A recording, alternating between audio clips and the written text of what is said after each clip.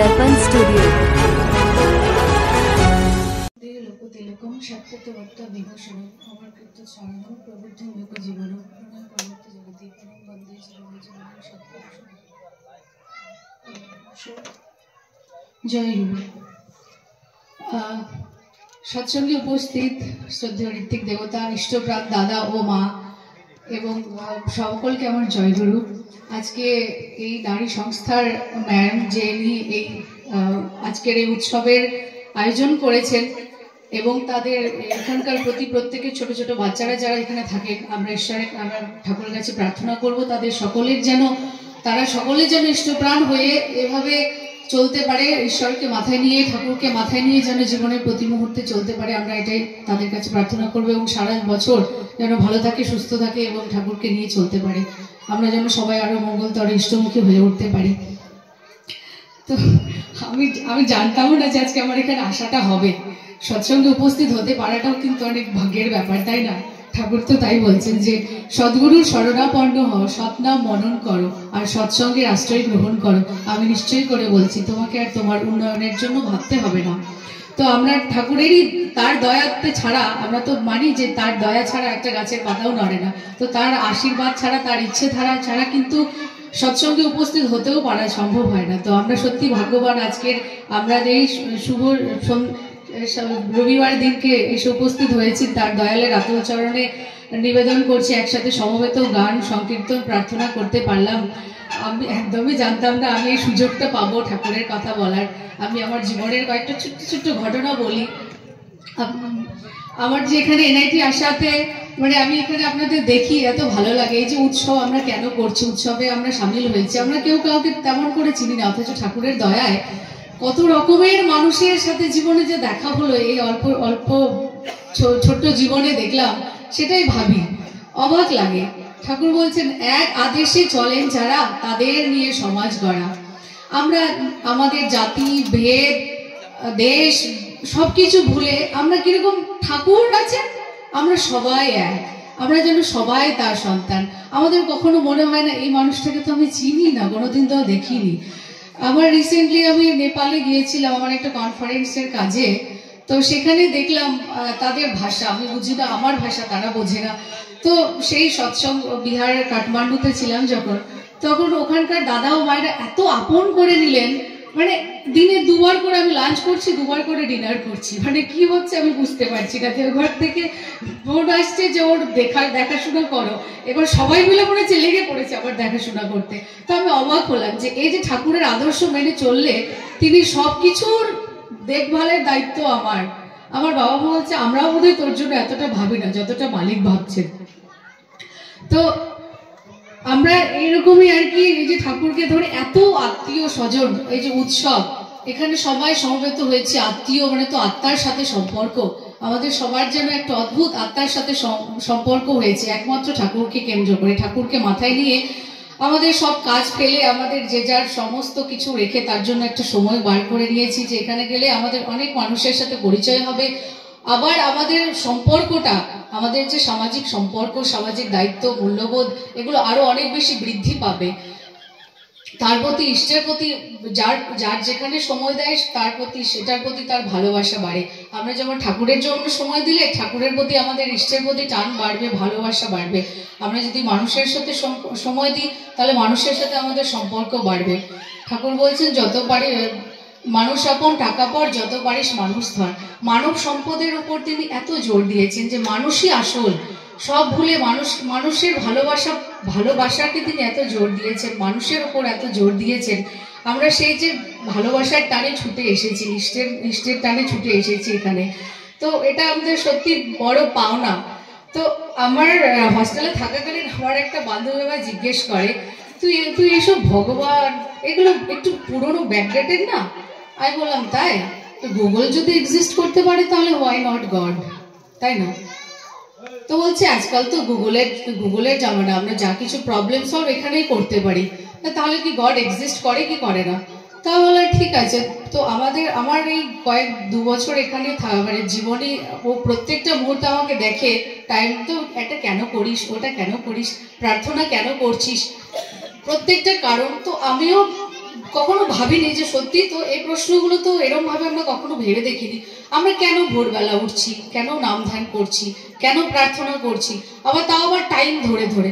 তারপরে আমিও ভাবতে শুরু করলাম, সত্যি তো এই যে সময় আমাদের তিনি প্রত্যেকটা জিনিস যে দিয়েছেন তার পিছনে কিন্তু যথেষ্ট সায়েন্টিফিক রিজনস আছে। প্রেয়ারের পিছনে মেডিটেশন আমরা সবাই কম বেশি হয়তো জানি যেটা সায়েন্টিফিক্যালি কতটা রেলিভেন্ট এখন বর্তমান সময়ের জন্য, চিরকালের জন্য। এবং ও আমাকে যে প্রশ্নগুলো করে তখন আমি বলছি হ্যাঁ, টাইমের মধ্যে যে প্রার্থনা করা এটা আমাদের একটা মানুষের যে পার্সোনালিটি ডেভেলপমেন্ট, যে সময় পাংচুয়ালিটি বোধ, এই বোধগুলো শেখাচ্ছে। মানে কত কি যে শিখতে হয় প্রত্যেকটা জিনিস। যে ঠাকুর এটা কেন দিয়েছেন, এটা না দিলে কি খুব ক্ষতি হতো, অসুবিধা কোথায় হতো, কেন দিয়েছেন, এই প্রশ্নগুলো যখন ধীরে ধীরে করতে শুরু করলাম, আর ও আমার ওই ফ্রেন্ডটা যখন আমাকে দেখতে শুরু করলো, ওও ধীরে ধীরে আকৃষ্ট হয়। এখন আমার সাথে মাঝে মাঝে বলে তুই সৎসঙ্গে গেলে আমাকে বলিস, আমার বেশ ভালো লাগে যে তুই একটা সবার থেকে একটা অন্যরকম ভাবে লাইফ লিড করিস। মানে তোর খাওয়া, তোর চলা বলা সবসময় যেন ঠাকুরকে নিয়ে চলার যে একটা ইয়ে।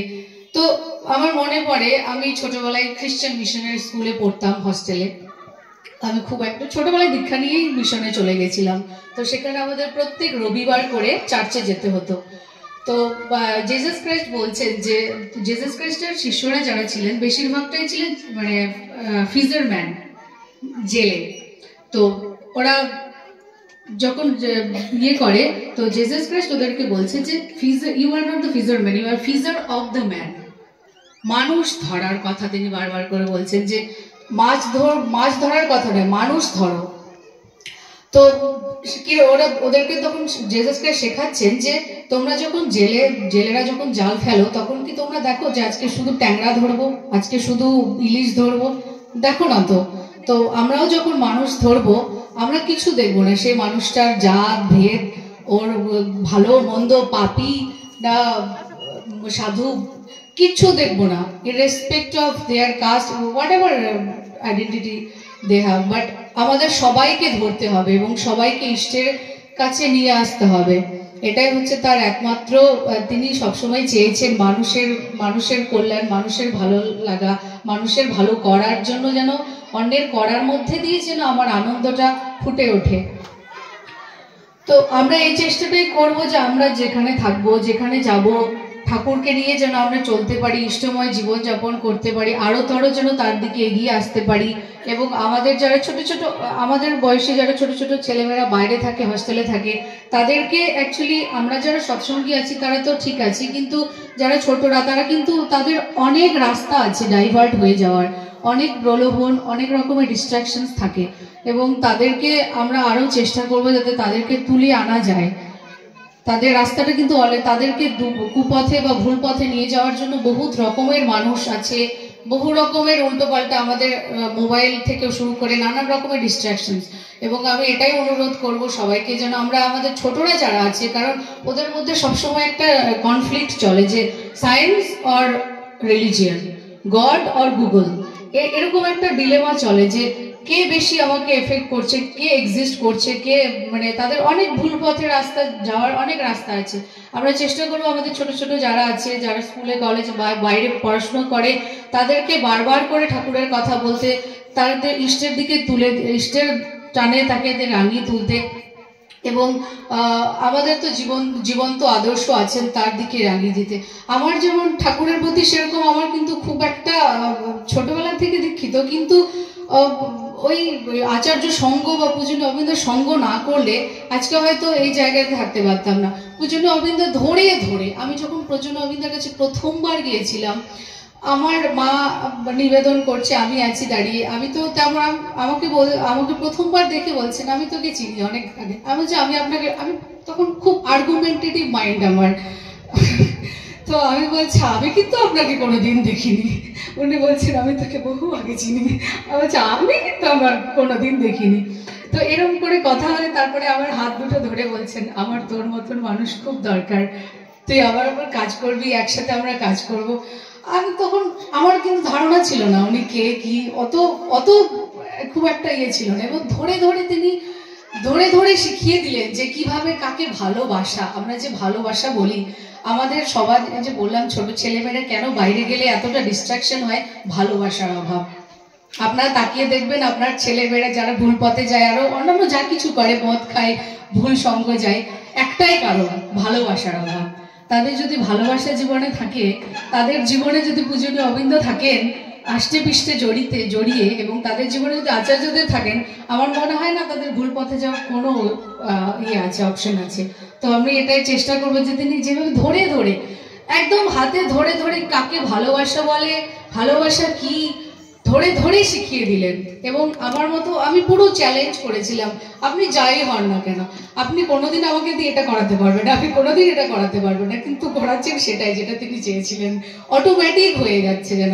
আমি এমনও বলেছিলাম, আমি আগে ভেজিটেরিয়ান ছিলাম না, আচ্ছা আপনি ভগবান হন যাই হন, আমাকে দিয়ে ভেজিটেরিয়ান করাতেই পারবেন না, আমি এক বেলা আর মিষ ছাড়া থাকতে পারি না। কিন্তু অদ্ভুত ভাবে জাস্ট একটা কথা বলেছিল, তুই যে আমাকে বলেছিলি আর ভেজ খাবি না, ব্যাস হয়ে গেল, আর নন ভেজ খাবি না, ব্যাস। জানি না ওনার বলার মধ্যে একটা কি যে থাকে, একটা অদ্ভুত, যেমন চুম্বকের কাছে লোহা গেলে অটোমেটিক আকৃষ্ট হয়ে যায়, ওনার কাছে আমরা যখনই যাই, সেটা ছোট বড় যে কোনো যে ভেদাভেদ থাকে না, ছোট বড় বা ছেলে মেয়ে, সবাই তার প্রেমে অদ্ভুত ভাবে, যেমন ওই চিনির রসের মধ্যে যেমন পিঁপড়ে মাছের মধ্যে সবাই আটকে যায়, সবাই যেন তার প্রেমে চুম্বকের মতো আমরা আটকে গেছি। এবং তাকে ছাড়া এখন আমাদের জীবনটা মনে হয় কি একটা, মানে ভাবতেই পারি না। মনে হয় চারিদিকে যত লোক ভালোবাসা দেখায়, সেগুলো তো সবটাই ফেক। রিয়েল লাভ যদি কিছু থেকে থাকে, যদি সত্যি আমাকে কেউ ভালোবেসে থাকে, প্রতি মুহূর্তে আমাদের যখনই আমাদের মনে হয় যে আমার পাশে কেউ নেই, আমার একদম সময় খারাপ যাচ্ছে, সবসময় মনে হয় তিনি তো আছেন। এবং তিনি আমাকে এমন বলেছেন, আমি তো সবসময় আছি তোর পাশে, তুই বুঝতে পারিস না? বলছে কই, আমি তো দেখতে পাই না, আমি তো কথা বলতে পারি না, আমি তো আছি সবসময়।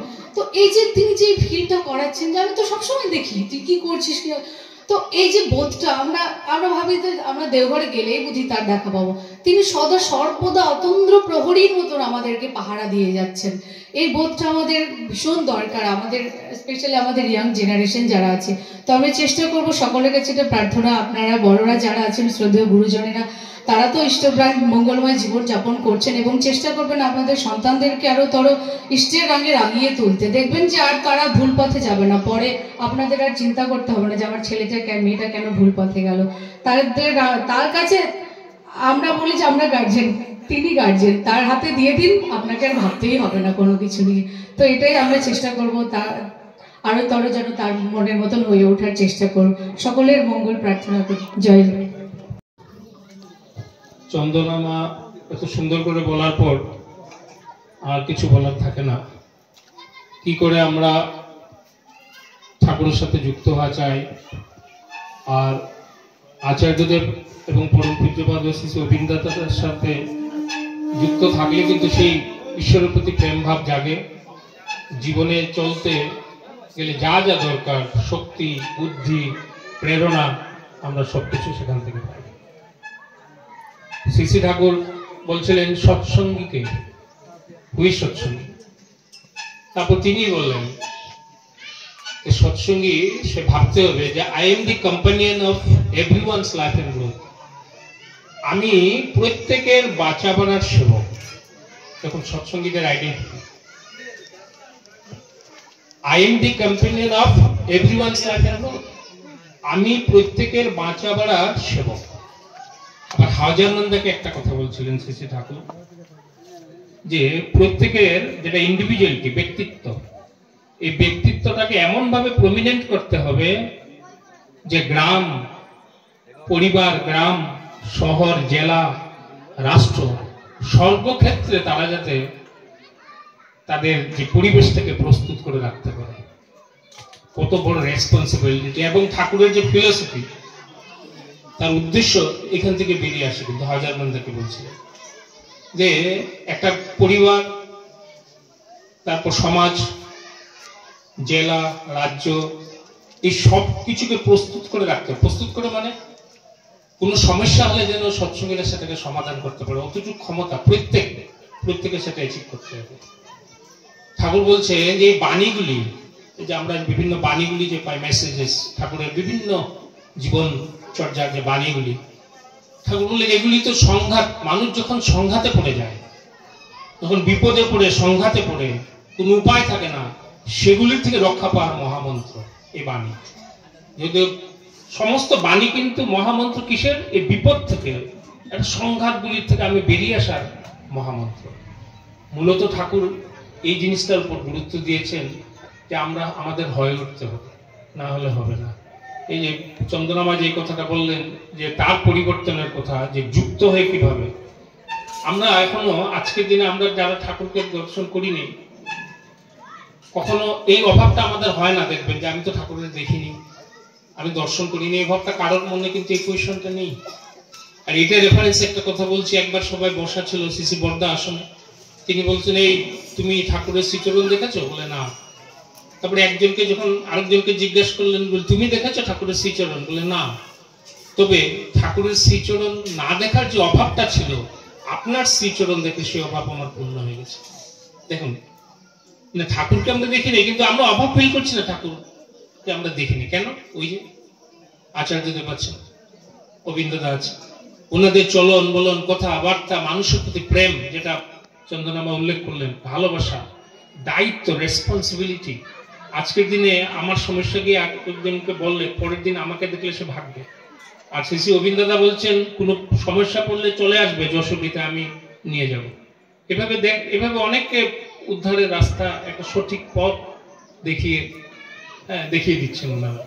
তো আমরা যার শ্রীচরণে আশ্রিত, এই যে শেল্টারটা, এটা মহান শেল্টার, আশ্রয়, যার শ্রীচরণে আশ্রিত, এখানে আনন্দ আছে, মানুষের তৃপ্তি আছে, উন্নতি আছে। কিন্তু তার জন্য আমার একটু করতে হবে। ঠাকুর কিন্তু সচেতন করে দেয় আমাদেরকে যে আমার যা করছে। এইবার এই জুন মাসে সিপাহীদা একটা কথা বলছেন, পরম পূজ্যপাদ শ্রী শ্রী সিপাহীদা, যে আপনি যা খুশি করতে পারেন, কোনো আপত্তি নেই, যেভাবে চলার আপনি চলতে পারেন, কিন্তু যেভাবে চলবেন সেই ফলটা আপনার ভোগ করতে হবে। ঠাকুর বলছেন যা ইচ্ছা তুমি তা করবে, তা কিন্তু চলবে না, ভালো ছাড়া মন্দ করলে পরিস্থিতি থাকবে না। ওই সাবধানতা আমাদের রক্ষা করতে হবে। আমরা প্রবৃত্তিমুখী থাকি, কিন্তু প্রবৃত্তি আছে, এটা কখন আমাদের ভেতরে ঢুকে আমি বলতে পারি না। এটা ভেতরে তো একটা নীল না, এটা নাই এরকম না, কিন্তু আছে প্রবৃত্তি, লোভ আছে, কাম আছে, সবকিছু আছে। আমি মানুষকে দেখি হিংসা করি, হ্যাঁ, একটা স্বার্থবাদী জীবনও একটু একটু থাকে, কিন্তু এগুলি অনেক সময় কিন্তু প্রমিনেন্ট হয়ে যায়, তখনই কিন্তু মানুষকে ঘায়াল করে তোলে। তো উপায়টা কি করে আমি ভালো মানুষ হয়ে থাকবো? সব পরিবেশটাও তো দূষিত পরিবেশ। ছেলে মেয়েরা যে ভালো হবে, কি করে ভালো হবে? পরিবেশটাই দূষিত হয়ে গেছে, একদম পলিউটেড এনভায়রনমেন্ট। কিন্তু আমরা ঠিক হয়ে থাকতে হবে। ওই যে সমস্ত কিছু ঠাকুর প্যানাসিয়া, মহা ওষুধ দিলে আমাদেরকে দিয়ে দিলেন। বাণী তো আছে, পড়ার মাধ্যমে বললেন যে ইষ্টভীতির কথা, যারা নাকি ভুড়ে ওঠে, শ্রী ঠাকুর বলছেন, যারা নাকি ভুড়ে উঠে ইষ্টভীতি নিবেদন করে, যেটা তার শরীর এবং মনের সাইকো ফিজিক্যাল অ্যাক্টিভিটি যেটা দিয়ে যেটা ইষ্টভীতি নিবেদন করে, এই নিবেদন করার ফলে একটা প্ল্যাটফর্ম তার জীবনে তৈরি হয়। ঠাকুর বলছেন সেখানে শক্তি থাকে, একটা শক্তি সঞ্চারিত একটা প্ল্যাটফর্ম, একটা বেস সেখানে তৈরি হয়। আর এই বেসের উপর নির্ভর করে মানুষ তার সমস্যাগুলিকে সমাধান করে। গতিকে আমাদেরকে ঠাকুর ছোট্ট ভাবছেন না, কিন্তু প্রত্যেকটি মানুষকে ঠাকুর একদম তুচ্ছ জ্ঞান করছে না। প্রত্যেকটি মানুষকে ঠাকুর গুরুত্ব দিচ্ছেন যে you are just like a university.